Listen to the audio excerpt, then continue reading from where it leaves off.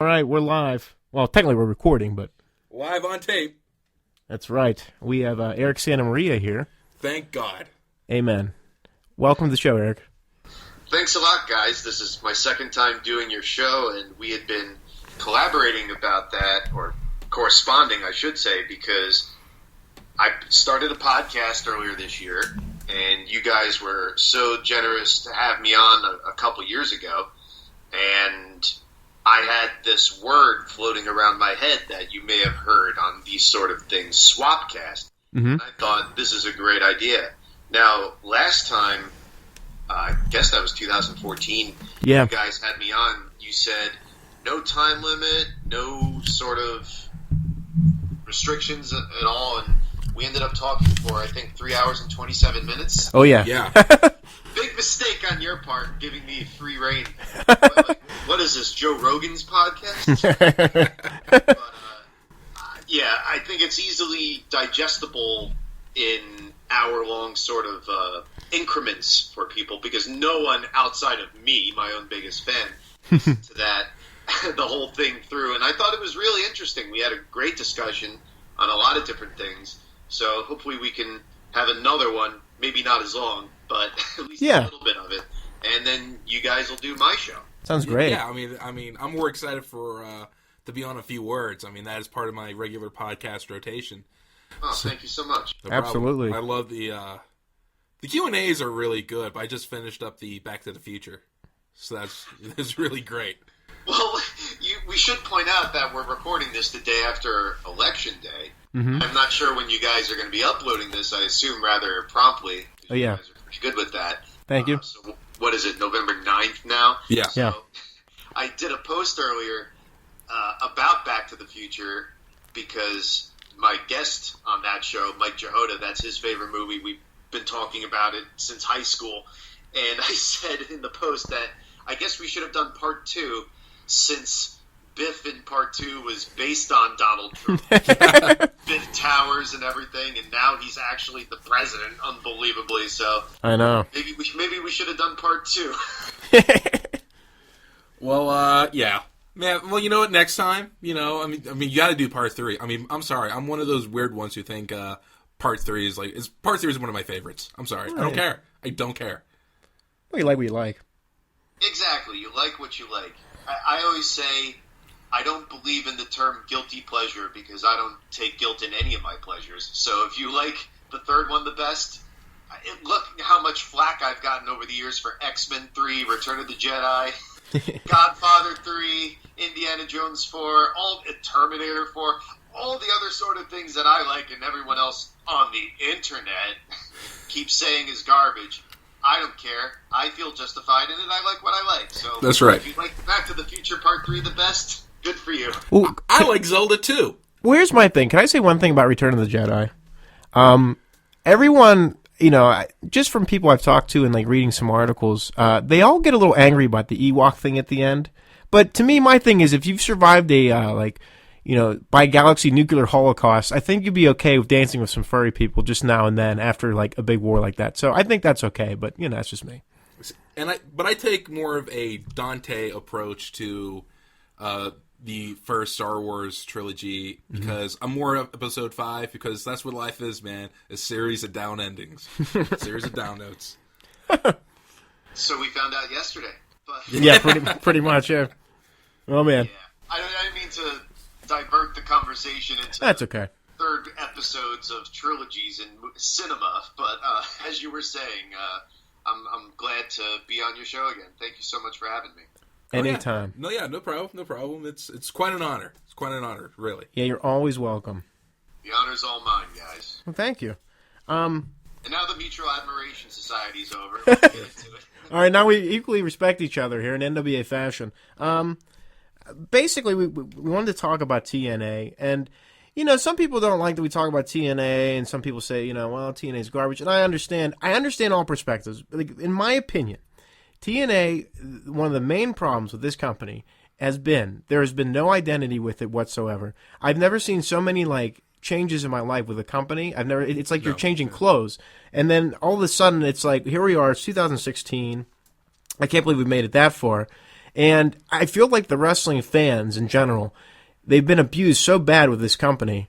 You know, it's like a beat up girlfriend. You know, there's only so much they can take where they're done. They've had enough, and some of them keep coming back for abuse. But I mean, at this point, yeah, like you. Yeah, I know. Yeah, there's about 300,000, 150,000 people every week that still do it, apparently. I know. And I think a lot of it has to do, like, I know, like, with me personally, I want, like, another WCW kind of company. I want something else to watch. But the problem is, this company has proven to me that it's really not a great alternative, if an alternative at all. You got your wish. You got another WCW-like company. The problem is it's WCW from 2000. Exactly. Yeah.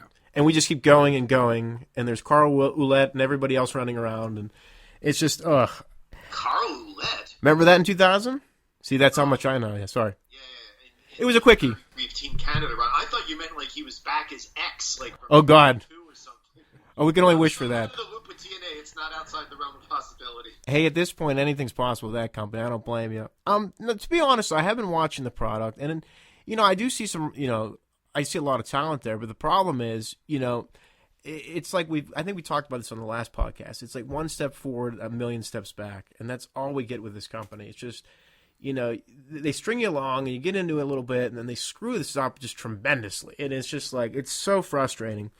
But basically, I was kind of curious to, you know, get your thoughts and opinions on the whole thing, because I know, you know, this happened kind of like before Bound for Glory. Everything really started to go awry, and there's all these rumors that, you know, this company's going out of business, and it really started to take wind on the internet. I mean, I've seen a lot of different websites and companies comment about it. I originally thought when I was watching it, though, that it was like a storyline to kind of get interest in Bound for Glory with Billy Corgan and all that. I thought, well, maybe they're doing some kind of hype thing, and hey, you know, any publicity is good publicity at this point for them. But, you know, after like seeing like what you posted in that, I realized, well, maybe this is legit. Maybe they are having real problems. I mean, I wouldn't be doubtful about it. But have you been like, you know, watching the product at all? I don't think. No, I mean, okay, no, not a thing. In fact, well, let's paint an overall picture here. Firstly, when you said that this company has no identity, I thought immediately back to 2002. Okay. And going all the way fast forwarding till now, it never has. Mm-hmm. When you said that they change identities, let's say, or regimes or whatever, like people change clothes, which is not inaccurate, the thing about it is they're all crappy clothes. Yep. Yeah. And they've never exactly been optimal. They've never been up to their full potential. Even now, when fans reminisce about the glory days of Joe and AJ and Chris Daniels and Kurt Angle versus Desmond Wolfe right before Bischoff and Hogan showed up and, quote, ruined everything, as if it was like a oasis before that. Oh, yeah, I know. Even then, they weren't even necessarily the main event. The main event would be Jeff Jarrett. The main event would be Christian Cage. The main event would be other sort of goofballs like that. That's the problem I always had with it. Even in the heyday of the X Division, starting with Low-Key and Red and those sort of people, what would they do? They'd do goofy stuff like AJ Styles turns heel and Vince Russo's his manager, who towers a foot above him, makes him look so small. So no matter what great 5-star match that Low-Key and AJ would have for the NWA title on the Wednesday night pay-per-view, it would have a baseball bat finish. It would have Jeff Jarrett as the main event. And they didn't even put the title on Raven in 2003, I think it was, when he was hot, having this career resurgence. So there's always been something wrong. You could see the potential there. And I've said it on posts on Facebook and Twitter and those sort of things, that it's amazing to me that, okay, I mentioned Hogan Bischoff. Just look at the names on that roster. This is what, 2009, I guess? Yeah. You had Hulk Hogan, Ric Flair, Sting, Kevin Nash, Eric Bischoff, Kurt Angle, Nigel McGuinness, AJ Styles, Christopher Daniels, Samoa Joe, and those are just off the top of my head. Mm-hmm. How does that company screw that up? How do you screw that up? Well, a lot of bad ideas. Like I've always said, it always goes back to creative. And if you are not presenting something that people can believe in and get behind and consistently show that, then you're not going to sustain yourself. And you're certainly not going to sustain yourself or innovate or generate a real audience doing the same. Whoa, answer the phone. Yeah. doing the same thing or copying, mimicking things that other people have done. And TNA itself is a perfect example. They rip off WWE, they rip off WCW, they rip off ECW, they rip off this, they rip off that. Yet, what is the big thing, like I just mentioned, that people loved? The X Division. Mm-hmm. That was something different. I mean, granted, it was a lot of Ring of Honor guys, but I'm talking about, it's kind of like when WCW brought the ECW cruiserweight style guys onto Nitro. Yeah, they cut their teeth in ECW in a bingo hall that not a ton of people saw, but when you put them on cable TV and the national audience saw them, they blew up. So what do people still talk about to this day? The cruiserweight division, which is back in WWE in name only, but that's based on the name that was built during the Nitro era with the Jerichos, Mysterios, Malenkos, the Benoits, Malenko, Psychosis, the other luchadors, all those sort of guys from ECW. It's the same sort of thing with Ring of Honor. All those sort of guys may have been doing that sort of style in Ring of Honor first, but when you put it on Spike TV, that's what blew it up. So, again, TNA has never lived up to its potential, and connecting it to WCW once again, that's why I have so much vitriol for them, so much venom for them, because as a WCW fan, I've been through this before. Jeez. Oh, my goodness gracious. How unprofessional of you guys. Well, no, it's because you're here. It's off the hook. But WCW, I'd been through that before. I got emotionally invested in it, and it ended badly. Yeah. So to see a lot of the same people, because forget even the wrestlers, a lot of the staff are cast-offs from WCW. To see the same people making the same sort of stupid mistakes, I don't have a tolerance for that. I don't have any patience for that anymore. Especially when they've been given a million chances, and like you've said, 1 step forward, 10 steps back. They've messed up every opportunity they've had, so why do they deserve a chance anymore? And as far as their current situation, because you mentioned how I've been posting about it, and I like to keep those sort of threads going in like the Wrestling Roundtable Facebook group so you can keep track of all this stuff as it happens. Yeah. And I am so pretty much divorced from wrestling now and emotionally removed from it. What's going on over there? I'm over at his house, and he's just Mr. Popular over here. And this isn't his cell phone. This is the home phone. Right. They want to talk about TNA too. Yeah. But I am so removed from that wrestling itself, that I can look at it from basically like an outside perspective. It's the same thing I do with the election. I am not emotionally involved, and I look back at all parties and say, look at how silly you are all acting. And with TNA, this lawsuit going on now, the legal ramifications, who owns what and what percentage, and how much money do they owe Billy Corgan, and has he been paid back, and has the staff been paid, and how much does the Fight Network own, and why would anybody be willing to give TNA any money at this point? And they're still existing somehow and going to, I guess, book tapings for January, and now we're going into 2017 with them again. It's like, oh my God, end this nightmare already. So when I go on and say that, like I did this mini episode of A Few Words where Lawrence and I talked about I love Lawrence that. Haber. Yeah, we talked about it a little bit. And I wanted to get that online as soon as possible because so much was happening with TNA that I didn't want it to be irrelevant after a day. I know it was like hourly. Yeah, or even a week, because especially this lawsuit's going on. And when I said something like, this idea that wrestling fans have, like you almost like what you were saying before, like we want another alternative. Look, we do want an alternative, but we want it to be quality. Yeah, TNA good one. It's not an alternative, and it's not a quality one anyway. So it's better to me, in my eyes, end this farce, let everyone else move on with their lives. like, I remember Eddie Edwards, he's the champ right now, right? Mm-hmm. Yeah. I remember meeting him when he had his cornrows in Connecticut in like 2005 or something like that. When he was just trying to get a shot in Ring of Honor, was always a very nice guy to me, got along, and I think he's a great performer. So if he's the TNA champion, good for him, congrats to him. But at the same time, I'm speaking strictly as a fan.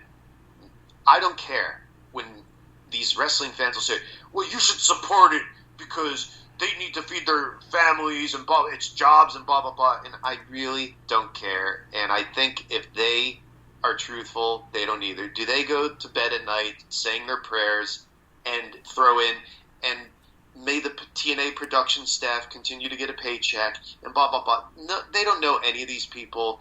They don't care about any of these people. They're just trying to, and it's, I guess, a nice sentiment, push this idea that we should support an alternative. Well, yes, but if it's worth supporting and TNA is not, whether WWE buys it or not, and whoever gets the rights to their digital streaming or not, whatever. I'm just talking strictly as a fan. Let these wrestlers try to get a spot in Ring of Honor or New Japan or somewhere else, Lucha Underground, whatever it is. And if not, oh well, they can move on to something else. It's not my responsibility. No one cried a river for me when I got fired from Ring of Honor. No one was saying, oh, what about their jobs when they downsized the Bristol office and merged it with the Baltimore office? Nobody cared. So I'm worried about my own careers and my own position in life. I don't need to worry about them feeding their families. That's their responsibility. And I'm not trying to come across as cold-hearted or not caring. I don't go around wishing on my day-to-day life as I'm walking down the street, screw the TNA production staff or screw the TNA wrestlers or whatever. Let's just be realistic as fans, okay? I don't mean to come across bad. I'm just trying to clarify. Think about it this way.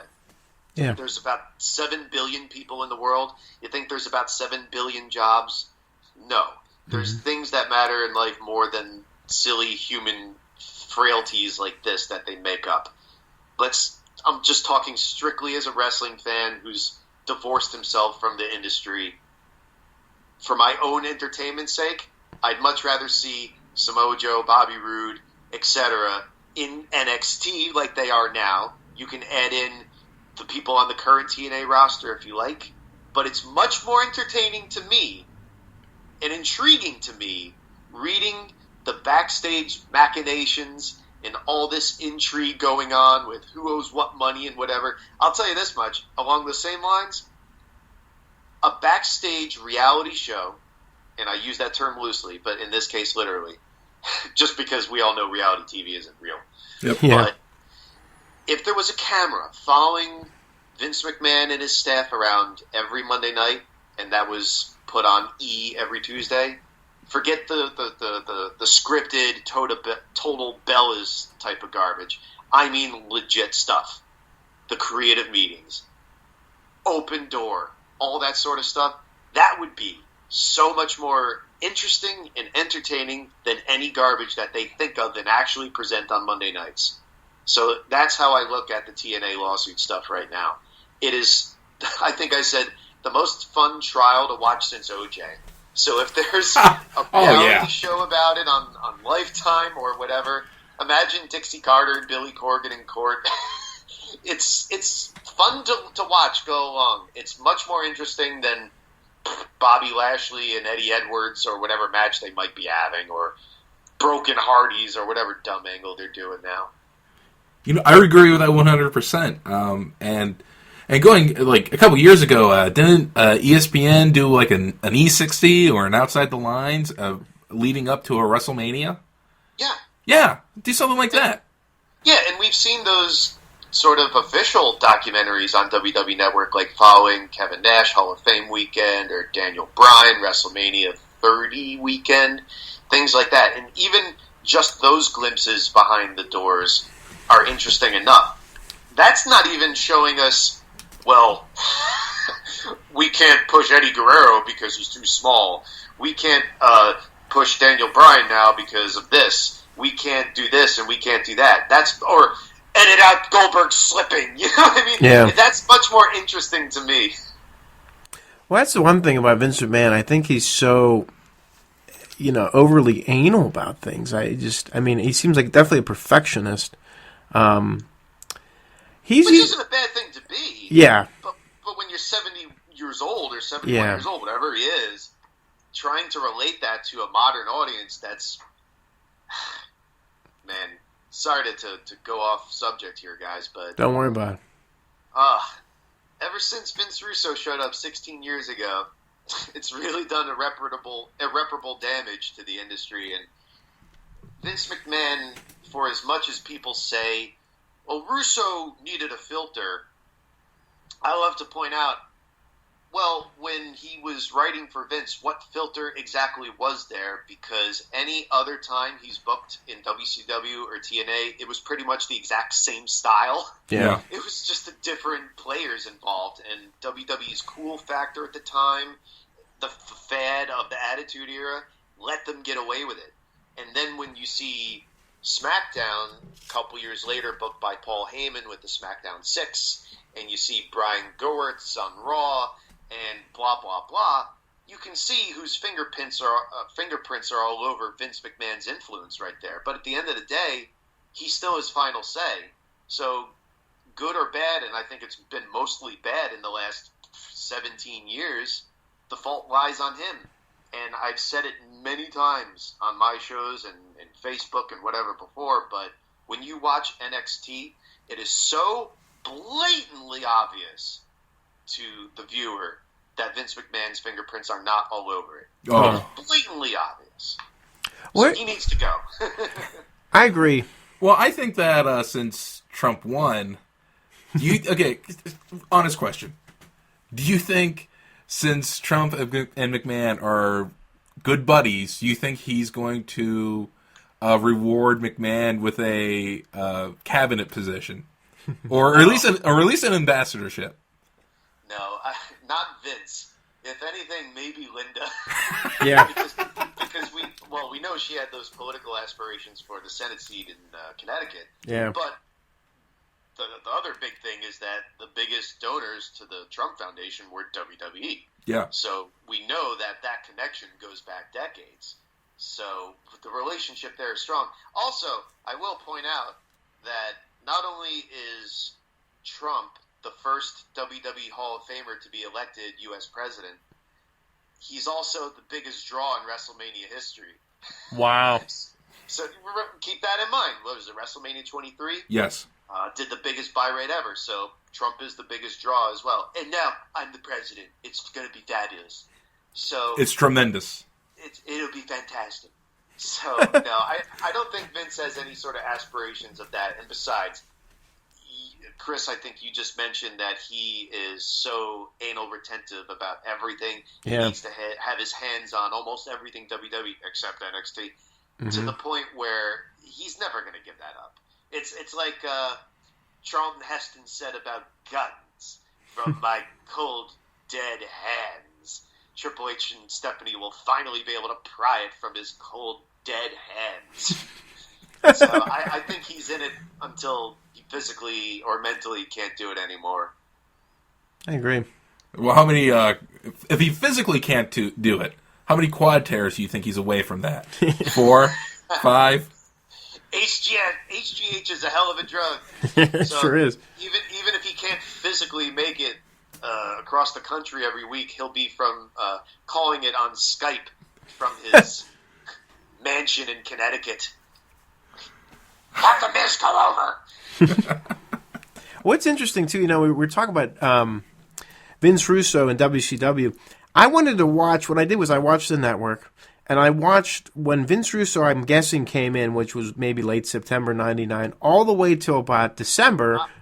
If we want to be specific, Okay. he came in late October. Okay, late October, okay. Because Halloween Havoc 99, the card was already booked. Okay. So he had nothing to do with the lineup beforehand, but Okay. he came in and decided the finishes. So That's the time frame for right there. Sorry to interrupt. That's okay. I was just never sure when the heck the guy came in because I was, I watched it pretty religiously back then, but I wasn't sure. And then, like, he was the powers that be. But then I watched it, and the show really wasn't that bad. As hard as that seems to believe, I really thought what they did was they took about, 40, 45 guys, and they focused on them, and they gave them something to do instead of just having random matches every Monday night on Nitro, because a lot of it was... They were random. They were random. Some of them were. Like, again. I was just saying, like, some of them, they had some good... I like where they were going with a lot of this stuff, because it gave some of the guys, like, not saying La Parka's going to, like, headline Starrcade or anything, but it was interesting to see what they were doing with him, and it was, it ended up being kind of a disaster anyway, but just to see some of these guys get used, it was interesting to me to see where they were going with it, but then it abruptly ended because the NWO came back, and it just all went in the gutter, but... For that period of time, I was actually interested in what was going on. I liked how they were focusing on Benoit Malenko. They didn't end that the way I wanted to see it, but... that wasn't Russo's fault. Yeah, I mean, God knows. But it was just interesting to see. Like, I liked how they used Ming, too. Like, Ming, Haku was never one of the guys that could really talk or anything, but it was interesting to see how they were positioning him as kind of like, he's always like that monster, but I just liked how they were using some of these guys. But... after that, like, I know they did the New Blood angle, which was, I liked that initially, but that imploded fast. Like, that just went nowhere, and then we were back to pretty much the same thing again. But, I don't know, did you like that period of time? Like, a lot of people give it crap, but, I mean, there was some bad stuff. I mean, like, Bertha Faye or whatever running around in the mud or whatever, but I like some of the... What was her name? Monster... Like... Crusher or something like that? Yeah, something... Yeah. That's exactly what I thought of when you said that they didn't have random matches, and I was like, well, they did dig Bertha Faye out of the mothballs, but okay, if we're going to talk about Russo in WCW, let's break it down, because like I said, he came in late October of 99. Yeah. He got sent home January of 2000. So he had a few months there before everyone working against him behind the scenes got their way. Yeah. So he took over from a committee after Bischoff got sent home about a month before. Yeah. Because Bischoff got sent home right before Fall Brawl 99, and that card got booked to hell because Kevin Sullivan took over, and Sting turned heel, and Benoit lost the U.S. title to Sid, and it was bad. Yeah, it was. So when Russo came in, it was a mixed bag. It was. Because it was definitely different stylistically than Sullivan. And he put a lot of the older names on the back burner, which isn't the worst idea. I don't know if you want to make Hogan and Flair and those type of guys necessarily disappear altogether. He did use Flair sparingly. Sting was there consistently. Goldberg, Nash, etc. But it wasn't wrong to shift the focus on fresher faces. Mm-hmm. That's what I liked about him. Yeah, Benoit was being groomed, as he should have been, to eventually take the world title. But he put it immediately on Bret Hart, who was the right person at the right time for that, because he had a really bad run in WCW since then. Oh, yeah. Made no sense. Right, he came in and he was heel face NWO or not, we can't tell, blah, blah, blah. Plus the groin injury, so he wasn't even there a lot. No. So he didn't have a direction and a focus, and he was very lost in the shuffle on purpose, I believe. So his brother died in May of that year. So Owen died, and Bret took a sabbatical. And when he came back, he had a lot of goodwill for that. Yeah. A lot of the WCW audience who didn't really connect with him because of this no direction that Bret Hart had, they were coming around to him finally. So when he put the title on him, that was the perfect time to do it. The Mayhem pay-per-view was in Toronto, overbooked as that tournament may have been. The right guy won. Yeah. So Bret was the champion, and then a month later was the NWO 2000. Which he was made the leader of, and I don't know if you guys are Howard Stern fans, but I was just about to quote Baba Booey, Gary Del Ponte. It was a bit of a stumble. Definitely was a little stumble there. because when I heard that Bret Hart had joined the NWO, I thought, bad idea. Really bad idea. He had such an uphill battle getting over in WCW in the first place, and he finally got it because of the sympathy from his brother dying. Yeah. And you're going to turn him heel? That's bad in and of itself. But then to turn him heel, to be in part of the cool heel group with the NWO, it was him, Jarrett, and the Outsiders, and the idea was that they all have the titles. So the Outsiders are the tag champs, Jarrett's the U.S. champ, and Bret's the world champ, which is not a bad idea in and of itself. Very Horseman style, and then later Evolution. They all did the same sort of idea, the top heels of all the belts. Fine. But if anybody was ill-suited to be the leader of the cool heel NWO group, it would have been Bret Hart. And if, like you said, you watch the network. If you watch those shows back, if you watch the Nitros from then, because Bret Hart only was there for about a month before his concussions just took him out of the game. If you watch those videos, even on YouTube, he looks so fish out of water. He looks so unenthusiastic about even doing it. He can't even be bothered to try and figure out the hand signals and this and that. It was not working. It was bad. So there was that, because that was the main angle. For other things, it was like, well, we're going to keep Goldberg strong. We're going to push Goldberg. And then the injury to the limousine glass, put my arm through the windshield sort of stuff, curtailed that too. So, again, it was a good idea to involve people in a lot of faces. Hey, we have a lot of people under contract. Let's at least utilize them for something. If Chavo's not at least going to wrestle, let's have him do backstage interviews. If we're not going to have Piper wrestle, let's have him be the commissioner and a character. If we're not going to use, I don't know, Jerry Flynn, like you said, yeah, like all those sort of people, let's at least involve them somehow. I like that too. You know, I'm not saying that Jerry Flynn was a legend or anything, but I like what they did with him. That gritty, they called it the block or something. Like people just fight him in a boiler room. I thought that was unique. Right. That was interesting. That was different, and it helped the guy, you know, show a little bit more different. It helped show a different degree of his character. But then he loses to Tank Abbott in January, which was, you know, whatever. But I felt like they could have did a little bit more with that. If they're gonna have like a street fight kind of thing, I thought that was pretty cool at the time. It was different. I mean, not saying it was Academy Award winning for wrestling or anything, but it just gave that guy an opportunity to do something different. Right, and it wasn't bad. What was bad, because it wasn't WCW style at all, were certain things like bra and panty matches. Yeah. Like, the first Nitro that Russo did, which I believe was the Nitro after Havoc 99, when they had the announcers at the beginning, and I hope I have the timeline right, because it was right after Russo took over, and Schiavone announced that Medusa and Mona maybe are going to have a New York evening gown match. Yeah. I was like, yep, so Russo. And all the backstage skits, which the crew was completely ill-suited to film, so we'd see things like Elizabeth break character and this and that, and I believe there was also some sabotage there where it was done on purpose to make Russo look bad.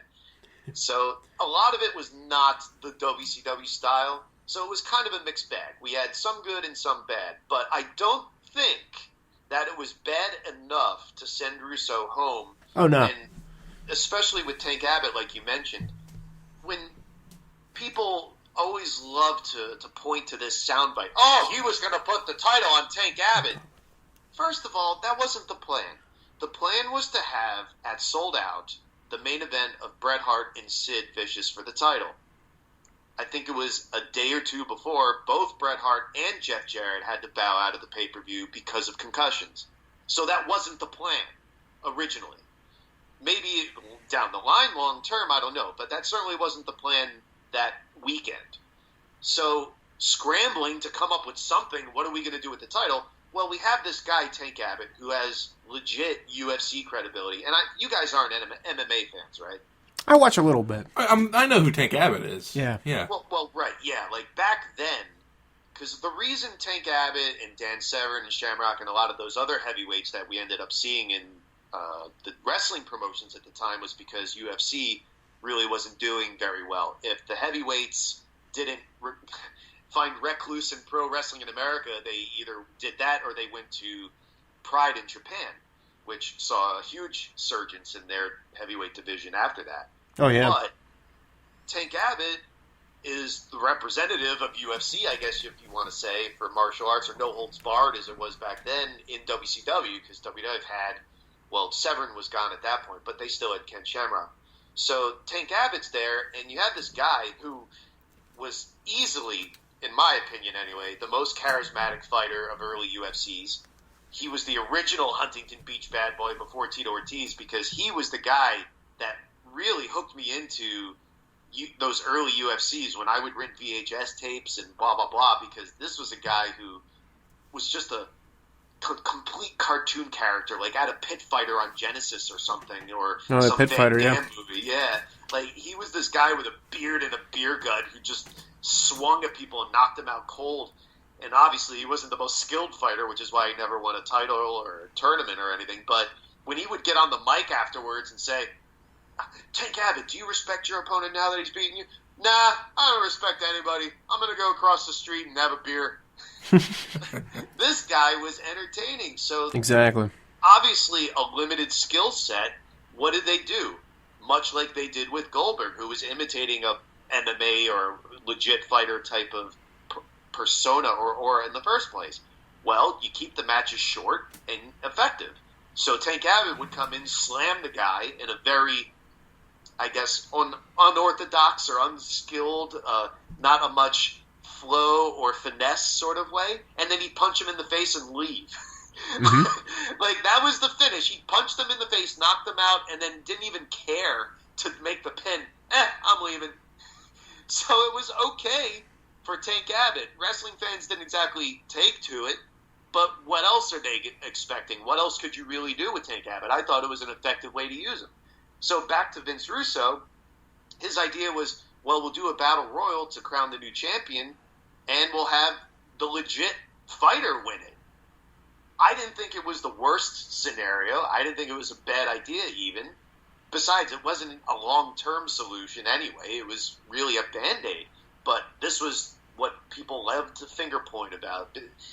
The sheeple, if you love to use that term, just love to repeat sound bites that they read from the internet or hear from talking heads, BS or not. They just love to repeat this idea, much like the finger poke and all that sort of stuff around that. But, oh, Tank Abbott, puh. But I thought it was a pretty decent idea, especially unplanned and not what was in the books at the time. But that was what was used to send Russo home, and then we went into the truly terrible Sullivan era. So let's not forget that. Exactly. I mean, you can't count.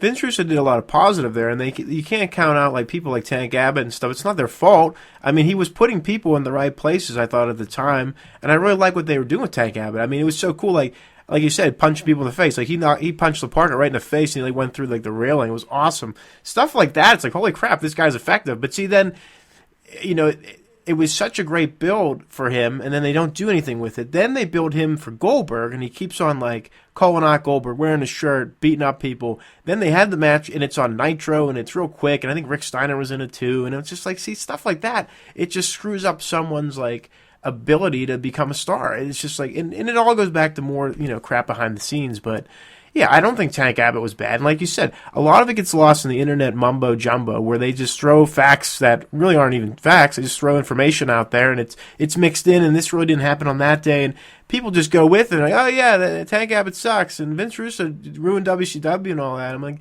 there's so much more than that, folks. I mean, come on.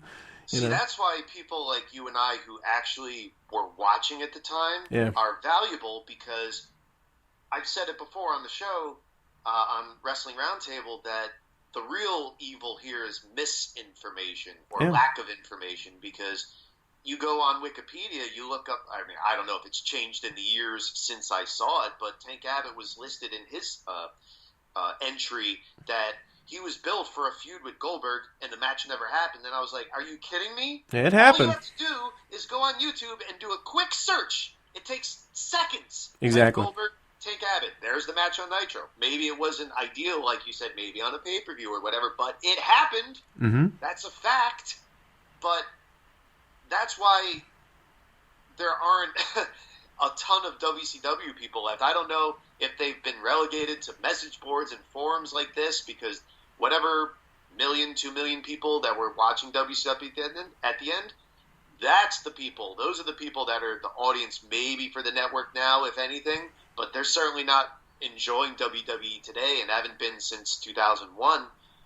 So when we hear stuff like the Russo era, no, we have to point out, and I think it's very important, those few months between January and April, that was all Kevin Sullivan, and it was such a shift.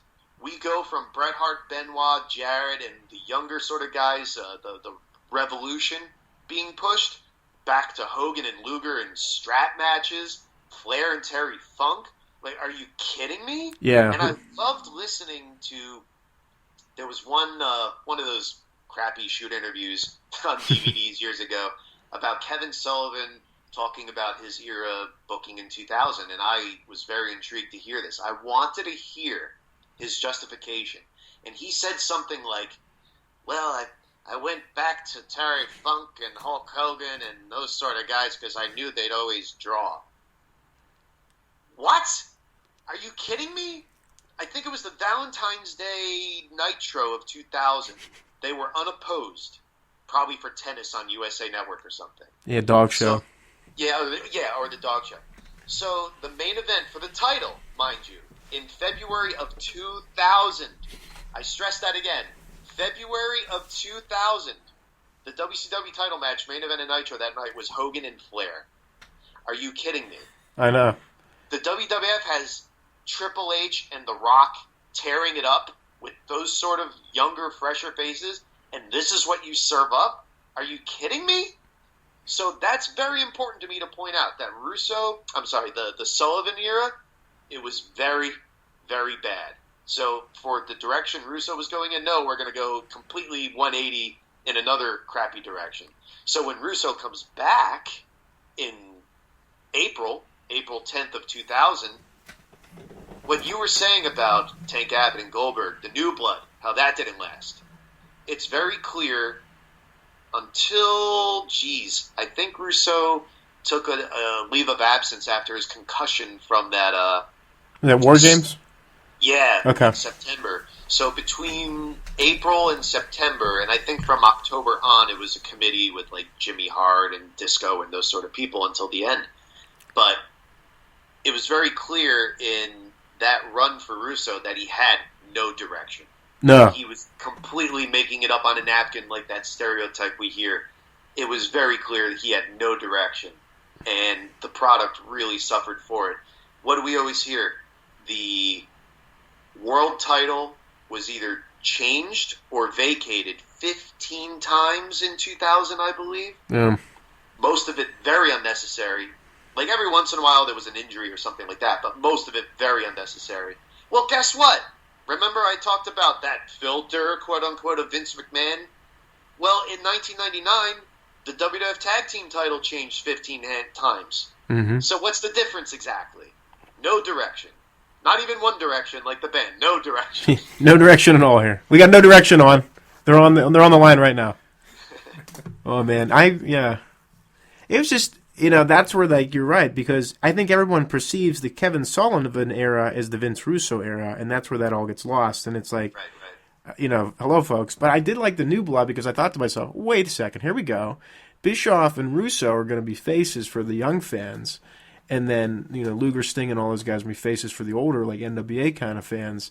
I'm like, well, this could go either way, but it was interesting because I think they were trying to get the young guys and, like Douglas and all them to be the faces, but it just didn't work because the fans were just like, nah, we're not having that. We want Sting in them. No, I think you're mixing up ears here because there were many attempts at the old versus young theme, and you're probably thinking of the year before when it was like the Revolution. And well, I remember that, but remember how Bischoff and them, because it was I remember that Nitro because they got everybody in there, and people I didn't even know were still on the roster were there. It was ridiculous. But the Rubish Nitro. Yeah.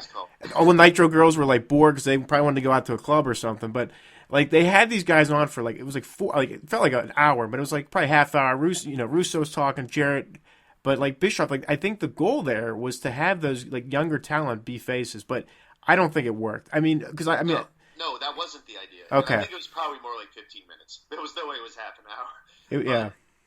Felt like it, I That's guess. That's the problem with the new blood dynamic in the first place. Yeah. First of all, if you have a young versus old storyline, you have to clearly define it. Is it the young guys are heels Mm-hmm. and the old guard is not past their prime yet, protecting their spots or whatever? Or is it the old guys are the heels, the Millionaires Club, and sucking up all the resources from spots for themselves, and the young guys have had enough, and it's time to pass the baton?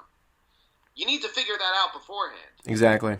The problem is that they chose to go the route of the Millionaires Club, which is a condescending title in and of itself. Those are the faces. So Hogan, Sting, Luger, Sid, DDP, those sort of guys are the faces, right? Mm-hmm. Okay, so everyone else are the heels, the young guys, or the fresher guys, I should say. Jeff Jarrett, Shane Douglas, Scott Steiner, Vampiro. Those Booker T, I guess. Those sort of guys are the faces, right? Well, Booker T wasn't in the new blood, I don't think, but he was probably just thrown in the mix. Yeah. So the heels are the young guys. Bad idea. Because at that point in WCW, like I had just said, we had been served up Flair, Funk, Luger, and Hogan a few months before this. It was absurd.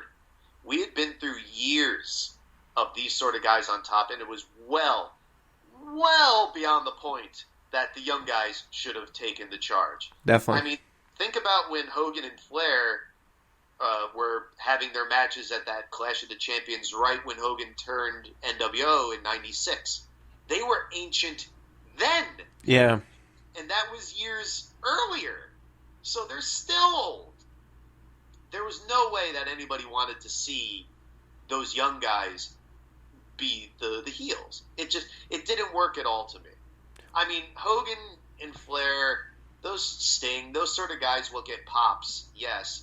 We don't want to be booing Flair and Sting and everything, but to make it the way they did it, the company-wide thing where we're all on one side and doing this and doing that, it didn't work. If you could have broken it down maybe into individual angles, like the Flair and Douglas feud, the Sting Vampiro feud, then it might have worked. And granted, those are the matchups they did, but to put it under the banner of it's a faction-wide, company-wide thing, and Bischoff and Russo are in charge of these guys and this and that, none of it worked.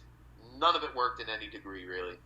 Yeah, it went away pretty quickly. I mean, and then they started bringing all those guys from the power plant up, and they were just shoving them down our throats. I was like, oh, God, please no more. But that was interesting. I mean, it was a good idea, I guess, like on paper, but then you didn't have like that breakthrough star in the New Blood that was kind of like the leader. I never saw that happen. Like, we didn't get like that one person that just came out of nowhere, like, holy crap, this guy can talk, he can rap, like, I never thought of him this way. Holy crap, this guy's awesome. I didn't see any of that. It just turned into a cluster. And then Bret Hart, he like punched Hogan in the face, and like they didn't ever show it on Nitro. They showed it on a replay when it was during like an interview with like Vince Russo or something. I remember watching it. It was terrible. I'm like, okay, Bret Hart's back. He's in the New Blood, and then I'm kind of confused on that. And then he punches Hogan, but then they don't show it. I don't think he was in the New Blood. He just there was some sort of angle. Yeah. He either had it out for Goldberg or Hogan on a given week. Exactly. Yeah, he's just coming after everybody.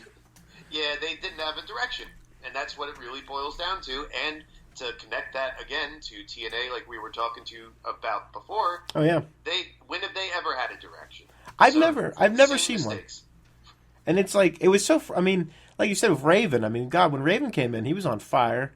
Should have had the belt, and it's just they constantly put on Jarrett, and it's just like, oh my gosh. I mean, there's only so much you can watch. It makes you not want to watch the product. 2 words when you're talking about early TNA. Oh, here you go. Monty Brown. Yeah. He wasn't even early TNA, man. Yeah. Early TNA to me was the Wednesday weekly Nashville pay-per-views, and Yeah. that was like Raven. I think Monty Brown was probably like a year or two or a couple years after that. Well, here's 03, 04, 05? Well, here's what happened with Monty Brown. Yeah. He was like feuding with Elix Skip or something right off the get-go when they went to Nashville. He was there for like a few weeks, then vanished. and then all of a sudden he came back. But man, he was full of life. He was a character. He had charisma. He had the whole package. I mean, yeah, he's not like a Dean Malenko, like a technical wrestler, but yeah, there's a great talent wasted. He had the cool like finisher, which was just like a check, and it was different. Like but who cares? It was fun. Yeah, it was never like he wasn't like Steve Mongo McMichael fumbling everywhere. He was good. And then nothing. And that describes TNA.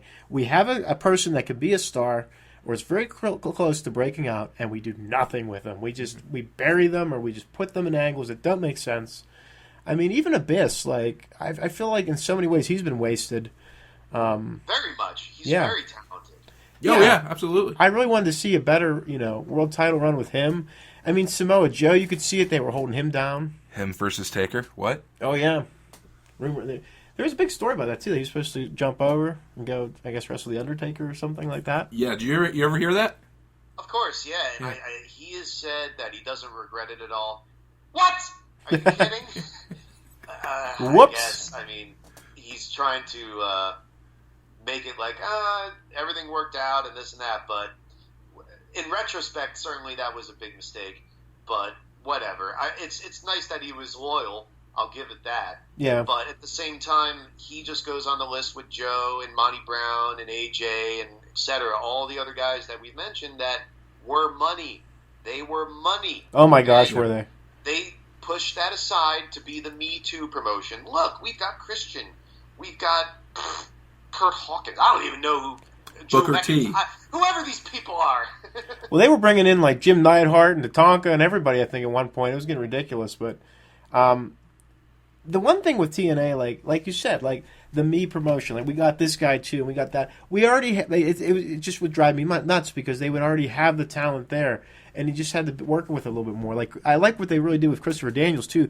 They turned him into like this weird I don't know. He looked like one of the Shield team members back in the day or whatever, but he had that riot gear on. He was going after Sting.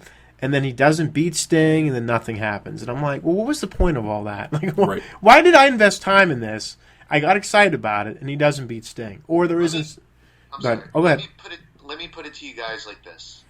And forgive me if I'm just repeating what I said to you on your show a couple years ago, because I believe I may have mentioned AJ Styles. Mm-hmm. I compared it to when the Radicals were allowed to leave WCW. Yeah. They let their heart and soul go. Mm-hmm. So I'll tell you this, as soon as the Radicals, or the Revolution and Eddie Guerrero, were let go when they asked for their release in January 2000 as a WCW diehard, I knew it was over. Yeah. They basically did what Hillary did earlier in Concede. They handed the keys over to the WWF, and they were never going to win after that. TNA letting AJ Styles go. It's probably the moment. Well, you could, turning point. It's like, you can compare it to like Ric Flair being a part of the NWA, or, Sting being WCW, like their face, their guy. Why would you let him go? Why? Like, what is, there's... But this just floats through my head as you were mentioning all these people, because all these people that they could have pushed, they could have made money on and built themselves on, they let them all go. Yep. Monty Brown, they let go. Samoa Joe, they let go. Chris Daniels, AJ Styles. Even now, Kurt Angle, they've let them all go. And for what? Exactly. Dixie Carter it's just amazing to me. She still can run. She's running it right into the ground, but this is why no one will buy this company, because they don't want her. I wouldn't buy this company if present management involved. I would not bring her on board. Yeah, oh my God, no. Yeah. Well, that's the problem. She's a mark. Mm-hmm. They all are. People who buy into wrestling promotions want to get cheered. They want to be a character. They want that sort of notoriety. It happens with any promotion you see. Jeez. Whether it's TNA on a national cable level, or at least they were. Yeah. Or an indie. You go to an indie now in your local high school gymnasium, and the money mark running, or I wouldn't even say money mark, just the mark running the promotion gets to be a character who comes out and says, tonight the match will be, it's all ego. That's all it boils down to, and that's why she's ruined every deal, allegedly, that has come up in terms of the sale because she wants to retain the controlling interest. She wants to be a character. She wants her name on it, and she's still, as far as we know, doing the same thing right now. She's the figurehead. So it's the same sort of story over and over. Marks. It's like mental insanity to me. Like, I mean, if I was running a business, I'm like, what the hell would I want to be on the show for anyway, let alone... I mean, she feeds into this. Like, what's wrong with this woman? Constantly. Yeah, I mean, it's all the time. It's amazing to me. I'm like... And this has been going on for years. And when this promotion closes down, I mean, she'll be a laughingstock in wrestling. She really doesn't have... She already is. Yeah, I mean, let's face it. But, there's just... Dixie Carter, I mean... That's TNA and WCW. Is there any other wrestling stuff you'd wanted to talk about? I think you mentioned Survivor Series. Yeah, I was, it's that time of the year. So I was thinking, what did you like? Actually, we'll go into this. Survivor Series is like probably one of my, I think Brandon's, our favorite pay-per-view. I do what I do is I do Starrcade versus Survivor Series, and I compare them every year for like a seasonal thing. People like it, and I'm like, okay, we'll do it again. That's what you do in your Facebook group, right? Yeah. And I just do a little comparison, and sometimes it's hard to do because, Survivor Series is kind of like the second show compared to WrestleMania, maybe the third. But I always compare it to Starrcade, and it's really interesting to see the two in like a parallel. But we were just wondering, what was your maybe like top 2 or 3 Survivor Series shows? What did you like about Survivor Series? Things like that. So we can talk about that now if you'd like. First of all, I'll make a little note before I answer that. Sure. During the run of the roundtable, we would do a lot of best and worst. Yeah. And we covered the big 4. We did Royal Rumble, WrestleMania, SummerSlam, and Survivor Series. Now, showing that people do not read, I mean, I could tell you that just from all the comments on YouTube alone. I put name graphics up for everybody. I put my name in the description, and I'm still the big nose and the ponytail and whatever. But we know people don't read just from that alone. But when we did Wrestling Roundtable Radio, we thought, let's do the best and worst of Survivor Series on that because we want you to listen to that too. We want to try and bring you over there. It's like when WWE does this event on the network exclusive or UFC puts this Anderson Silva fight exclusive on Fight Pass. We're trying to bring you over to our other platforms. And to this day, I'm sure I'll still get messages like, I'm upset you guys never covered Survivor Series because it wasn't on our regular YouTube channel. Mm-hmm. No, we did. It was on Blog Talk Radio. Here's the link. It's not hard to find. So anyway. Use your brain, people. Come on. Yes, we did do a best and worst of Survivor Series on that. You can find our archives. You can still find it on YouTube. You can still find it on YouTube, iTunes, and Blog Talk. So it's not like it's being hidden. So not that I'm going to repeat necessarily anything that's on there because I don't even remember at this point what I said on that show. But in terms of Survivor Series, of course, being our age range, we grew up on not having a 3-hour Raw every Monday and not having a pay-per-view every single month from every promotion or whatever. Yeah. So wrestling content, I don't want to say it was few and far between, but it certainly was not as immediately accessible or as abundant as it is now. So it was intriguing and fun to see something different. Back to WCW, I love the theme pay-per-views of the Bash at the Beach. Oh, yeah. The set is sand and beach balls, and Halloween Havoc is the Goblin with the pumpkin and everything. Because wrestling was fun then, and it didn't have all this morbid theme during the Russo era. Like King of the Ring went from a royal golden lion with purple banners and a crown to the throne is an electric chair. Yeah, what happened here? Yeah, like a guillotine with blood on it and blah, blah, blah. And all the pay-per-views are Armageddon and Unforgiven and Backlash. Whereas WCW it's the Bash. It's fun. But it's a good time. Survivor Series was fun because we had the tag dynamic of all the teams against each other. And they were a little more creative then, so every team wasn't just Team Blank. It was Rowdy's Roddies and the Hulkamaniacs and the $1 Million Team and blah, blah, blah. Not just Team Miz and Team Punk or whatever. Yeah. So, Team Ross, Team SmackDown.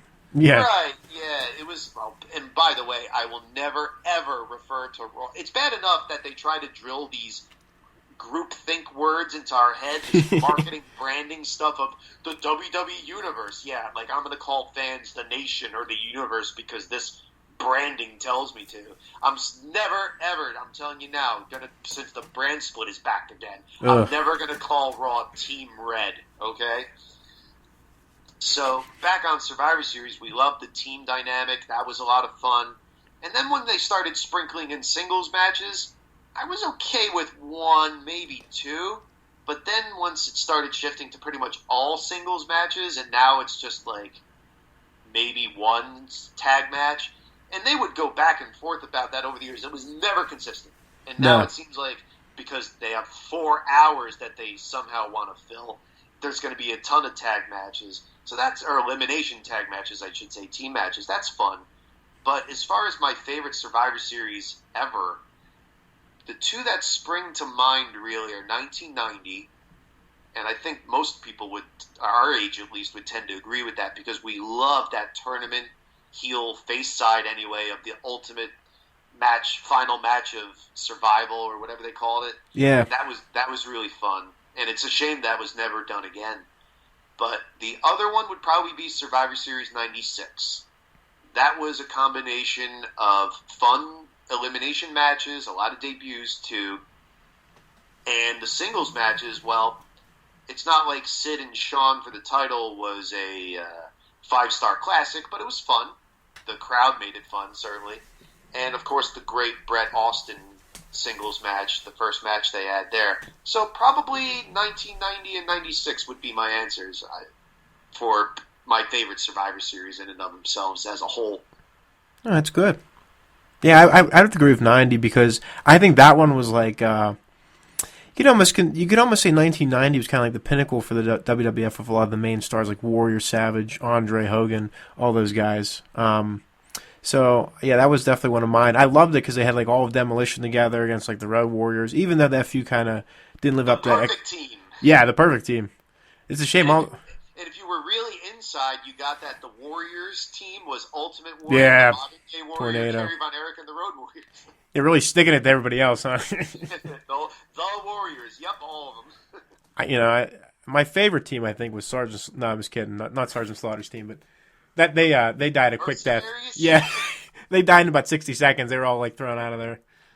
Yeah, they were scrubs. Oh man. Well, going to the groupthink branding, I got to go with Team Red. Team Charizard is one of my favorites. Mm-hmm. But you can't beat Team Blue, Team Blastoise. Personally, I got to go with Team Pikachu. So. Oh wow. But do you have? Speaking of team stuff, can I make one point about Stephanie McMahon? You know the saying, you can't see the forest for the trees? I remember a couple years ago, she said that, in some interview, that they were going to copy the dynamic of Twilight. Do you remember hearing this? No. This is interesting. No, I haven't heard that. How the Twilight movies would have basically the teen girls and all the other females that went to see those movies. I liked vampires. I grew up watching horror movies and none of mine sparkled, so I never saw it. But they had apparently a team, I don't know the characters' names, Luke or whatever, and Team whatever, like the werewolf guy. And I guess people would go to the theater wearing shirts, Team whatever. Oh yeah, Team Edward, Team Jacob. I do remember that. Okay, yeah. Yes, thank you, yeah. So she had said that they were going to copy that idea, basically. Of Twilight. I'm being quiet to let that sink in. I'm trying to process this. I don't even know where to go. Think of how stupid this is. They're going to copy the idea of you choose one side to be on in the theater versus cheering for the other side. You're telling me that pro wrestling, which invented that, is going to copy the Twilight movie. This is what we're going to take from it. How do we get? You slap your head any harder. How do we get to this point? How? I think we should leave off on that. I agree. I think how far away have we gotten from our roots for the head writer of WWE, the national #1 wrestling promotion in the world, really, to say that? doesn't get much scarier than that, honestly. I mean, see, I kind of thought it was going to be like something between like blurring the line between faces and heels. It's almost like Game of Thrones. Like some people like some families on that show, but some people like others. And then like you can really have like interesting dynamics to that show. Then you can have like a third party coming in. So like you can cheer for whoever you want because like it's like the lines are blurred. Go at it. But actually, to say something so asinine, like Team A versus Team B. Of course, that's the essence of drama. I know. I weep for the future sometimes, and it's a shame because sometimes I feel like the fans today they'll never know, and every generation has this. Wrestling fans from the 50s will be, I'm sure in the 70s were like, "Wow, it was so much better when." But I really think we got away from a lot of the common sense wrestling and the good quality wrestling that we were all brought up with, and just having a basic match. Sometimes when I watch these shows, I'm like, what the hell are they doing? Like, it amazes me. But I agree with you. It's Stephanie McMahon. I don't know. She also said at one point that charity, like giving the what's that word? Giving the charity? What's that called? Being charitable, I would think. Are we talking about the breast cancer awareness one? Yeah. That Susan something or other. Susan B. Komen, or like donating to charity is like a new form of advertising.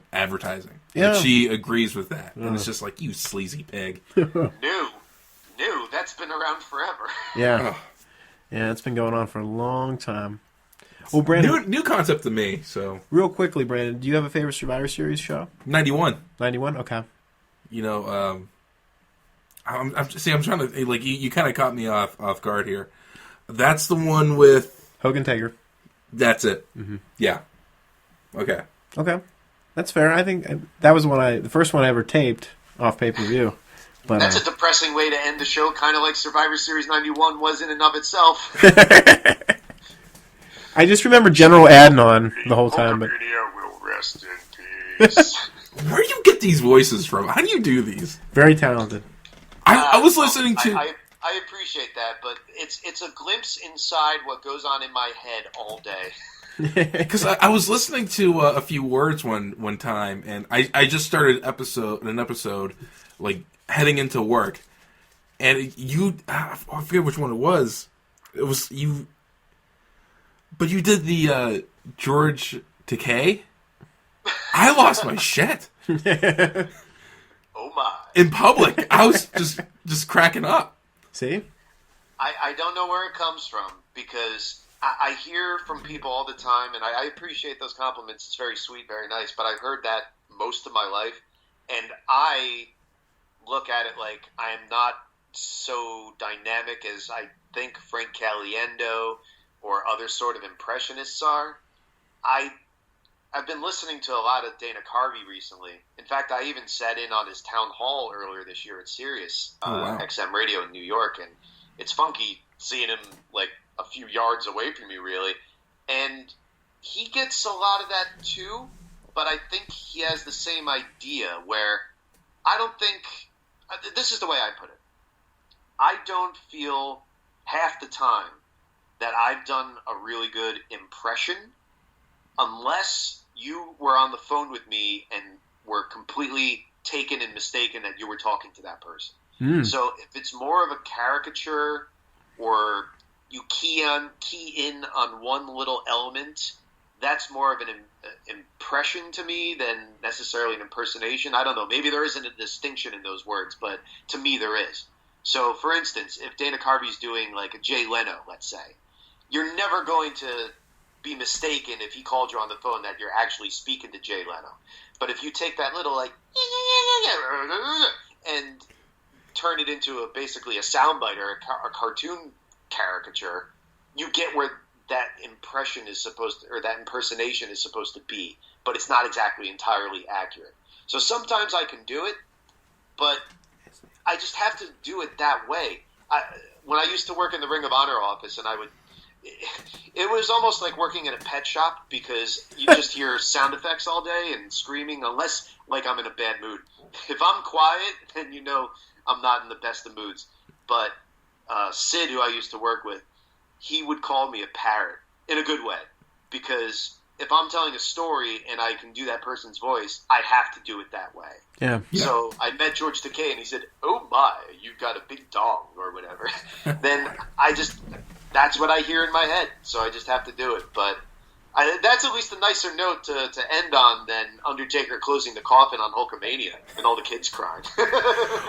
Going back and just watching, one of my favorite moments when I would say like a teenager, just going back watching a lot of the older wrestling, because I just wasn't exposed to that as much as I was a kid, as I was getting older. But one of my favorite moments in WWE history was when Jake Roberts brought the snake out and it bit Macho Man. Not that, but the kid sobbing and looking back and just crying for his mom. I'm sorry, That's beautiful, huh? It's hilarious That's to drama. me. It's Schadenfreude, maybe, Well, when perhaps. it's you, it's frightening.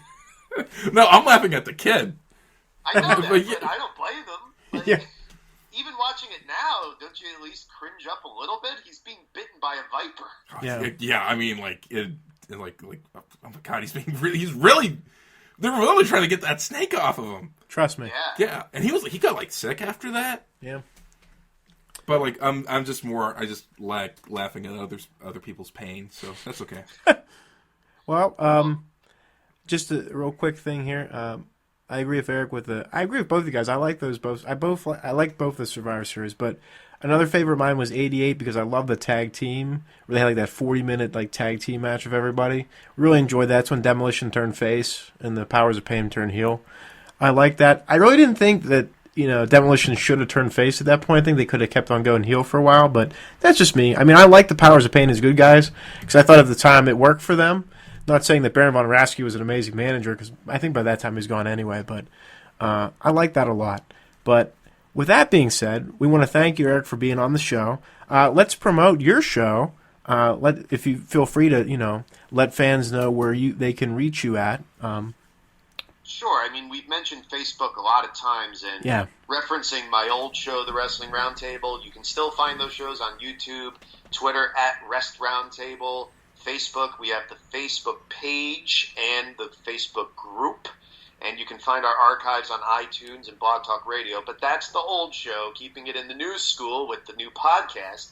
On Twitter, it's @AFewWordsWithES. You can look us up on Facebook. You can send an email directly to afwpod@gmail.com. And the main thing, the show, you can look us up on SoundCloud and iTunes. So I appreciate you guys having me on so much. And you should plug your stuff too, because you're very active in your Facebook group, New School Republic Pro Wrestling Group. I guess you just changed it a little while ago to NSR Pro Wrestling Group. Yep, Pro Wrestling Podcast. Podcast. Yeah. Yep, and you're on Twitter now, and I appreciate you guys having me on so much. Let's not make it 2 more years till we do this again, and because this is a swapcast, we're going to see you guys on my show, A Few Words, next. Oh, I can't right. wait. Oh, I really can't wait. It's going to be a good time, no doubt. We just want to thank you again. We'll definitely make sure it's sooner than later. And thank you very much for coming on. We really appreciate it. Thank you guys so much. My honor. Thank you. Thank you. All right. All right, great. All right, bathroom break time for me. Sounds good. And